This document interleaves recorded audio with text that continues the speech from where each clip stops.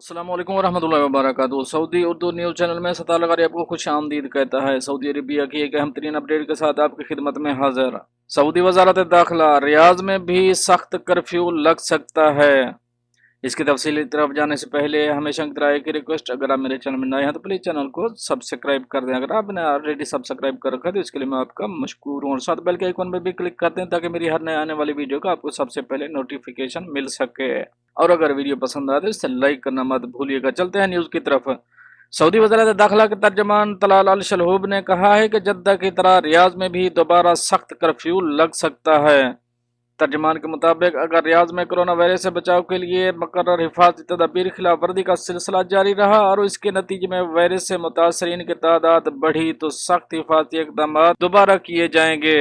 Saudi news channel अल अखबारिया से गुफ्तगू करते हुए तर्जमान ने कहा, वजारत सेहत की सरपरस्ती में आला कमेटी मुमलिकत भर में कोरोना वायरस की ताज़ा सूरत हाल का जायजा ले रही है।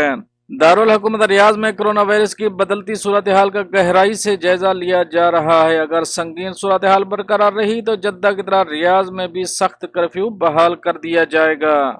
कबल अज़ीम वज़ारत दाखिला ने बयान में कहा था कि रियाज में भी केसेज की तादाद मुसलसल बढ़ रही है, इस पर भी नजर रखी जा रही है। अगर सूरत हाल इससे ज्यादा गम रही तो रियाज में भी सख्त कर्फ्यू का फैसला लिया जाएगा।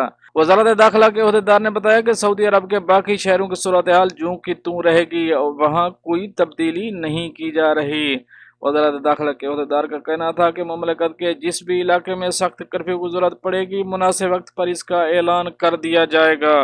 वाज़ेह है कि सऊदी वज़ारत दाखिला ने कोरोना की वबा दोबारा संगीन हो जाने और इंतहाई निगहदाश्त के शोबों में केसेस बढ़ जाने के पेश नज़र महकमा सेहत के हुक्काम की सिफारिश पर जद्दा शहर में हिफाजती सख्त इकदाम बहाल करने का फैसला किया।